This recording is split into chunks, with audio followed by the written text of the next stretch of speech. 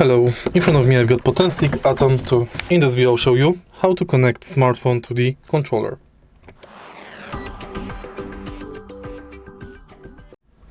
In the beginning, unplug the controller from charging,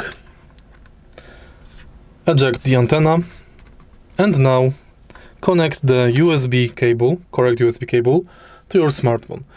In the original package you can find USB-C and USB lighting controller cable. So I've got iPhone 13, so I will connect USB lighting cable and now push it here. Extend the controller so you can fit the smartphone, and now connect the cable here.